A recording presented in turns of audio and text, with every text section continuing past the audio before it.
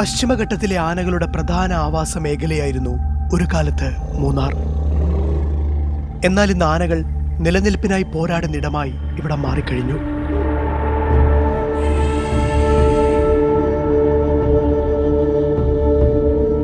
സ്വൈര്യമായി ആനകൾ വിഹരിച്ചിരുന്ന മൂന്നാറിലെ ചോലവനങ്ങളാണ് തേയിലത്തോട്ടങ്ങളും യൂക്കാലിപ്സ് തോട്ടങ്ങളും ഒക്കെയായി മാറിയത്. സ്വാഭാവിക വനങ്ങൾ വെട്ടിമാറ്റി ബ്രിട്ടീഷുകാർ ഏകവിള തോട്ടങ്ങൾ ഉണ്ടാക്കിയത് ഈ ഭൂപ്രകൃതിയെ തന്നെ തകിടം മറിച്ചു. പല ജന്തുവൈവിധ്യങ്ങളും ഇവിടെ നിന്നും പൂർണ്ണമായും അപ്രത്യക്ഷമായി.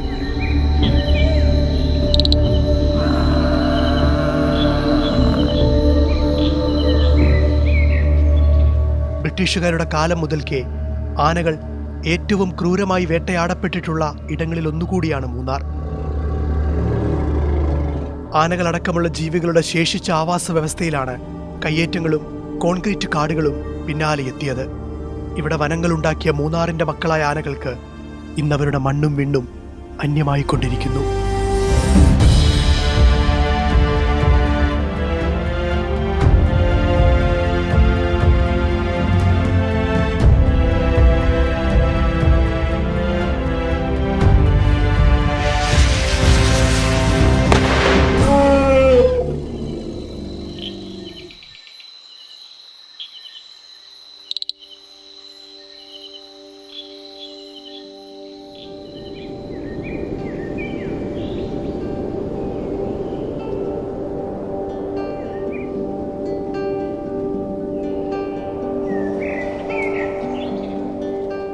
പാരിസ്ഥിതിക സന്തുലിതാവസ്ഥ സംരക്ഷിക്കുന്നതിൽ വലിയ പങ്കുവഹിക്കുന്ന വന്യജീവിയാണ് ആനകൾ. മൂന്നാറിലെ ഭൂപ്രകൃതിയും ആനകളും തമ്മിലുള്ളത് അത്രമേൽ ആഴമേറിയ ആത്മബന്ധമാണ്.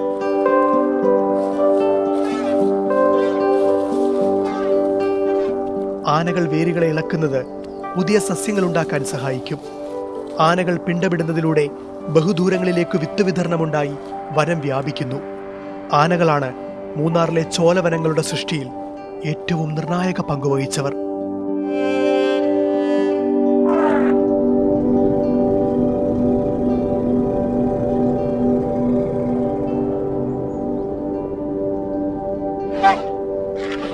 മണ്ണിൽ ആനകൾ സൃഷ്ടിക്കുന്ന കുഴികൾ മഴക്കാലങ്ങളിൽ ചെറിയ വെള്ളക്കെട്ടുകളായും കാലാന്തരത്തിൽ ചെറുകുളങ്ങളായും രൂപം മാറുന്നതോടെ കാടിന് പുതിയൊരു ജൈവ മേഖല രൂപപ്പെടുകയും കാടുകൾ കാലാകാലങ്ങളിൽ പുതുക്കപ്പെടുകയും ചെയ്യുന്നു.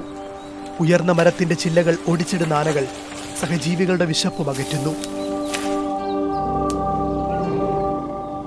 ആഹാരം തേടി ആനകൾ സഞ്ചരിക്കുമ്പോഴുണ്ടാകുന്ന ആനത്താരകളാണ് കാട്ടുവഴികളായത്. ആ വഴികൾ പിന്തുടർന്നാണ് മനുഷ്യർ കാട് വെട്ടിപ്പിടിച്ചത്. തങ്ങളുടെ പൂർവികരുണ്ടാക്കിയ ആനത്താരകളിലൂടെ ആഹാരം തേടിയിറങ്ങുന്ന പുതുതലമുറയിലെ ആനകൾ ഇന്ന് ചെന്നെത്തുന്നത് മനുഷ്യർക്കരികിലും.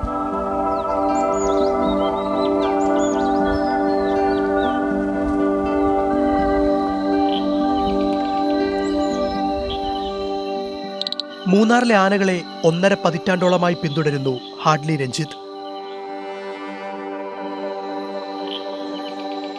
മൂന്നാറിലെ ആനകളുടെ ആവാസ വ്യവസ്ഥയിലുണ്ടായ വ്യാപകമായ നാശവും അത് പരിസ്ഥിതിക്ക് സൃഷ്ടിക്കുന്ന പ്രത്യാഘാതങ്ങളും ഹാഡ്ലിയെ പോലെയുള്ളവർ നാളുകളായി നമ്മോട് പങ്കുവെക്കുന്നുണ്ട്. ആനകൾ മൂന്നാറിൽ വളരെ ഇമ്പോർട്ടൻ്റ് ആയിട്ടുള്ളൊരു ക്രീച്ചറാണ്. സോ മൂന്നാറിൽ കാണുന്ന ഫോറസ്റ്റ് ക്രിയേറ്റ് ചെയ്യുന്നത് തന്നെ ആനകളാണ്. ആനകൾ കഴിക്കുന്ന ഭക്ഷണത്തിൽ നിന്ന് പുറത്തു വരുന്ന ആനപ്പിണ്ടത്തിൽ നിന്ന് തന്നെ നമുക്ക് പലതരത്തിലുള്ള സീഡ്സ് ഉണ്ട്. സോ അത് ജെർമിനേറ്റ് ചെയ്തിട്ടാണ് ഈ ഫോറസ്റ്റ് ഉണ്ടാകുന്നത്.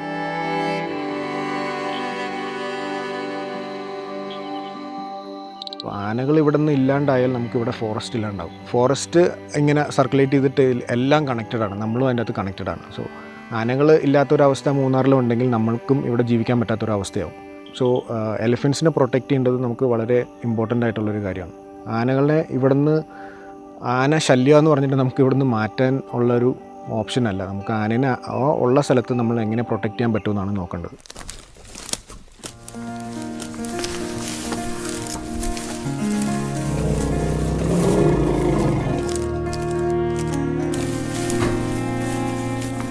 നാടിറങ്ങുന്ന ആനകളിലെ പ്രധാനിയാണ് മൂന്നാറുകാരുടെ സ്വന്തം പടയപ്പ.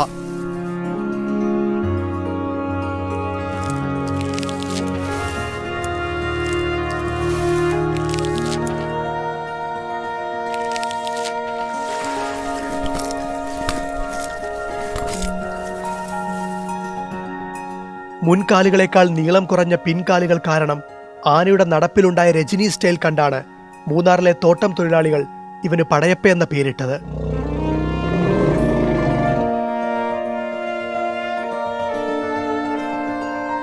വർഷങ്ങളായി മനുഷ്യരോട് വളരെ അടുത്തിടപഴകുന്ന പടയപ്പ ഇന്ന് അക്രമകാരിയായി മാറിയെന്ന വാർത്തകൾക്ക് പിന്നിൽ ചില വസ്തുതകളുണ്ട്. ഈ ഇടയ്ക്ക് പടയപ്പേനെ കുറിച്ച് വന്ന നെഗറ്റീവ് ന്യൂസസ് എല്ലാം അതിൻ്റെ മസ്തിൻ്റെ ടൈമിലാണ്. മസ്തിൻ്റെ ടൈമിൽ അത് പ്രോപ്പർ വൈൽഡ് ആകുവാണ്. നമ്മൾ എപ്പോഴും കണ്ടുകൊണ്ടിരിക്കുന്ന പടയപ്പേനെ അല്ല നമ്മൾ മസ്തിൻ്റെ ടൈമിൽ കാണുന്നത്. സോ ആ ടൈമിൽ ഭയങ്കര അഗ്രഷൻ കാണിക്കുന്നുണ്ട്. അതിൻ്റെയും റീസൺ നമ്മൾ തന്നെയാണ്. അത് ഫീമെയിലിൻ്റെ അടുത്തേക്ക് പോകാൻ നോക്കുമ്പോഴത്തേക്കും, അല്ലെങ്കിൽ ഫീമെയിൽ പടയപ്പേൻ്റെ അടുത്തേക്ക് പോകാൻ നോക്കുമ്പോഴത്തേക്കും അത് ആൾക്കാർ പടക്കെറിഞ്ഞും അല്ലെങ്കിൽ വണ്ടി ക്രോസിങ്ങിൻ്റെ അടയ്ക്കും. ഇതിന് ഒരു ഫീമെയിൽ എലിഫൻസിൻ്റെ അടുത്തേക്ക് പോകാനോ അല്ലെങ്കിൽ ഫീമെയിലിന് നമ്മുടെ പടയപ്പേൻ്റെ അടുത്തേക്ക് പോകാനുള്ള സാഹചര്യം നമ്മൾ ഒഴിവാക്കുവാണ്.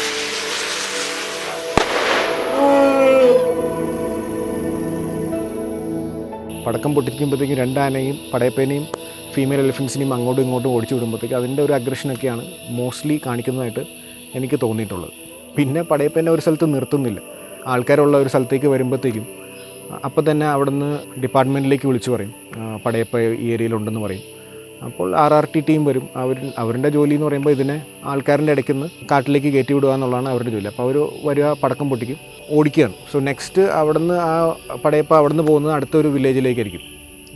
ക്ലോസ്ലി പാക്ഡ് ആണ്. സോ അടുത്തൊരു വില്ലേജിലേക്ക് പോകും. അവിടുന്ന് വേറെ ന്യൂസ് വരും. പിന്നെ അവിടെ RRT ടീം പോയി പിന്നെ അവിടുന്ന് പടക്കം പൊട്ടിച്ച് അവിടുന്നും ഈ പടയപ്പേനെ ഓടിക്കുകയാണ് ചെയ്യുക. സോ ഒരു സ്ഥലത്ത് നിർത്തുന്നില്ല. സോ അതിൻ്റെ ഒരു മൂഡ് സ്വിങ് എന്തായാലും പടയപ്പ കാണിക്കുന്നുണ്ട്. അപ്പോൾ പണ്ട് പടയപ്പ ഭയങ്കര സ്മൂത്തായിരുന്നു. ഇപ്പം അഗ്രഷൻ കാണിക്കുന്നു എന്ന് പറയാൻ കാരണം, അല്ലെങ്കിൽ അതിനൊരു റീസൺ, ഇതിനെ സ്വസ്ഥമായിട്ട് ഒരു സ്ഥലത്ത് നിൽക്കാൻ വിടുന്നില്ല.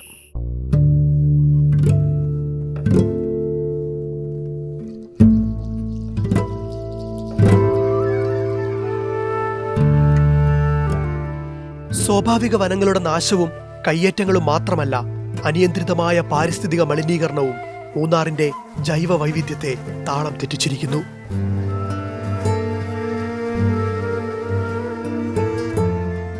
ആഹാരം തേടിയിറങ്ങുന്ന പടയപ്പ അടക്കമുള്ള കാട്ടാനകൾ ഇന്ന് ചെന്നെത്തുന്നത് മൂന്നാറിലെ മാലിന്യ കൂമ്പാരങ്ങളിലേക്കാണ്.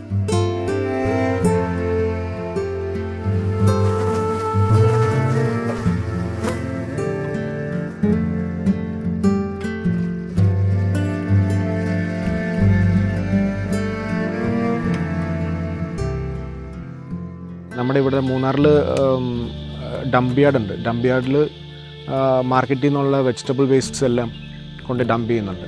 സോ അതെല്ലാം പോകുന്നത് പ്ലാസ്റ്റിക് ചാക്കുകളിലാണ്. അതിൻ്റെ അകത്ത് തക്കാളിയും അല്ലെങ്കിൽ ക്യാരറ്റും അല്ലെങ്കിൽ ക്യാബേജസും എല്ലാം ഉണ്ട്. അതിൻ്റെ സ്മെല്ലടിച്ചിട്ടാണ് മോസ്റ്റ്ലി ഈ എലിഫൻസ് ഡംപ് യാർഡിലേക്ക് വരുന്നത്.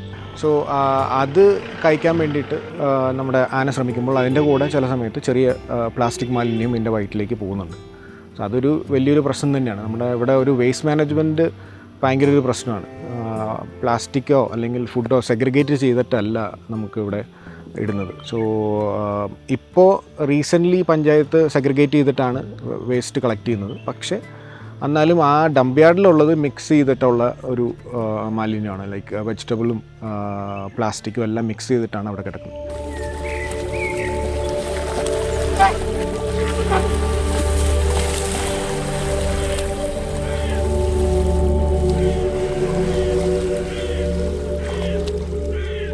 വിശപ്പും ചൂടും ഏറ്റവും അധികം അനുഭവിക്കുന്ന ജീവിയാണ് ആനകൾ. വിയർപ്പ് ഗ്രന്ഥികൾ ഇവയ്ക്ക് വളരെ കുറവായതിനാൽ ശരീര താപനില നിയന്ത്രിക്കുക ഏറെ ബുദ്ധിമുട്ടാണ്. കാട്ടാനകൾ സദാസമയവും ദേഹത്ത് പൊടിവാരിയിടുന്നത് അസഹനീയമായ ചൂട് കാരണമാണ്. കഴിക്കുന്ന ഭക്ഷണത്തിന്റെ 40% മാത്രമേ ആനകൾക്ക് ദഹിപ്പിക്കാൻ കഴിയൂ. ദിവസത്തിന്റെ ഏറിയ പങ്കും ഭക്ഷണം കഴിക്കാനായാണ് ആനകൾ ചെലവഴിക്കുന്നത്.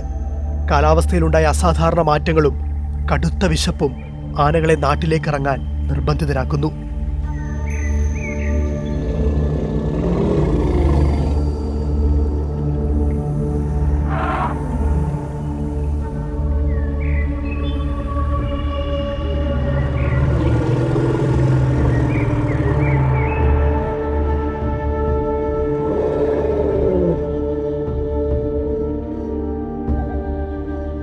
മൂന്നാർ മൂന്നാറിൻ്റെ ഒരു വലിയ പ്രത്യേകതയാണ് ഇവിടുത്തെ ഷോല ഫോറസ്റ്റ്. സോ ഒരു 1200 മീറ്റേഴ്സിന് എബോ ആണ് ഷോല ഫോറസ്റ്റ് ഉണ്ടാകുന്നത്. നമുക്ക് എവർഗ്രീൻ ഫോറസ്റ്റ് പോലെ തന്നെ ഇത് വേറൊരു കൈൻഡ് ഓഫ് ഫോറസ്റ്റാണ്. സോ ഹയർ ഓൾട്ടിറ്റ്യൂഡ്സിൽ മാത്രമാണ് നമുക്ക് ഈ ഷോല ഫോറസ്റ്റ് ഉള്ളത്. സോ ഈ ഷോല ഫോറസ്റ്റിൻ്റെ കൂടെ നിറയെ ബാംബു ഉണ്ട്, റീഡ്സ് ഉണ്ട്.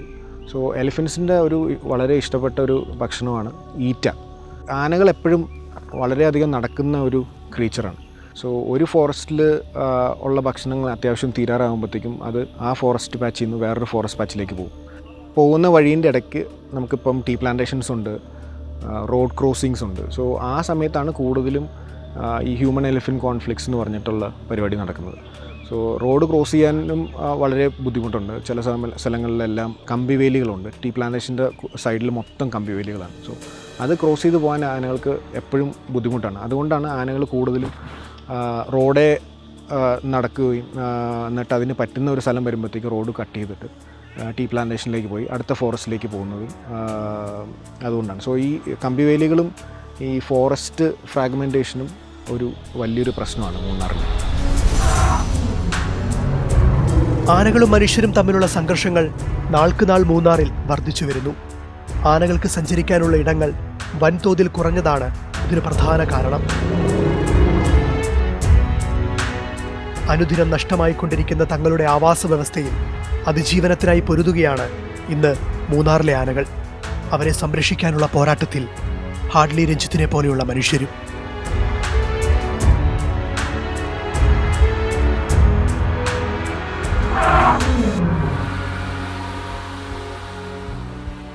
മൂന്നാറുകാർക്ക് ആന എന്ന് പറയുമ്പോൾ ഭയങ്കര ഒരു ഹരമുള്ള ഒരു കാര്യമാണ്. പുറമേ നിന്ന് ഒരാൾ നോക്കുന്ന പോലെയല്ല മൂന്നാറുകാർ ആനേനെ നോക്കുന്നത്. ശരിയാണ്, കുറേ ഡിസ്റ്റർബൻസ് ആന ചെയ്യുന്നുണ്ട്. പക്ഷേ എല്ലാവർക്കും ഭയങ്കര ഇഷ്ടമുള്ള ഒരു ജീവിയും കൂടെയാണ് നമ്മുടെ ആനകൾ മൂന്നാറിൽ. ഇപ്പോൾ ആന നാട്ടിലേക്ക് ഇറങ്ങി എന്ന് പറയുന്നതിനെക്കാട്ടിലും ആപ്റ്റായിട്ടുള്ളത് നമ്മൾ കാട്ടിലേക്ക് കയറിക്കൊണ്ടിരിക്കുന്നു എന്നുള്ളതാണ്. ആനയ്ക്കും ബാക്കിയുള്ള വന്യമൃഗങ്ങൾക്കും ഇവിടെ ആവാസ വ്യവസ്ഥ ഇല്ലാണ്ടായിക്കൊണ്ടിരിക്കുകയാണ്. അതിനുള്ള ഹാബിറ്റാറ്റ് എല്ലാം പയ്യെ ഇല്ലാണ്ടായിക്കൊണ്ടിരിക്കുകയാണ്. ലൈക്ക് ഇവിടെ ടീ പ്ലാന്റേഷൻ ഒരു എക്സാമ്പിളാണ്, യൂക്കലിപ്റ്റസ് പ്ലാന്റേഷൻ എക്സാമ്പിളാണ്. സോ ഈ ടീ പ്ലാന്റേഷൻ ഉണ്ടായിരുന്ന സ്ഥലത്തൊക്കെ ഗ്രാസ് ലാൻഡ് ആയിരുന്നു പണ്ട്. സോ അതൊക്കെ മാറിയിട്ടാണ് ഇപ്പം ടീ പ്ലാന്റേഷൻ അയക്കുന്നത്. ഷോല ഫോറസ്റ്റ് ആയിരുന്ന സ്ഥലത്താണ് ഇപ്പം യൂക്കലിപ്റ്റസ് ഫോറസ്റ്റ് ഉള്ളത്. ശരിയാണ്, കുറേ ആളുകൾക്ക് ഡേ ടു ഡേ ലിവിങ്ങിനുള്ള ജോലി ആയിട്ടുണ്ട്. പക്ഷേ ആനിമൽസിന് അത് ഭയങ്കര ഒരു ഡിസ്റ്റർബൻസും ആയിട്ടുണ്ട്. അറ്റ്ലീസ്റ്റ് ഇപ്പോൾ നമ്മൾ യൂക്കലിപ്റ്റസ് ഉള്ള സ്ഥലത്ത് മാറ്റിയിട്ട് ആ ഏരിയയിലും ഷോല ഫോറസ്റ്റൊക്കെ ക്രിയേറ്റ് ചെയ്യാന്നുണ്ടെങ്കിൽ ഇനി വരുന്ന ജനറേഷനെങ്കിലും ഈ വൈൽഡ് ആനിമൽസ് കൂടുതൽ ഹാബിറ്റാറ്റ് നമുക്ക് ക്രിയേറ്റ് ചെയ്യാൻ പറ്റും.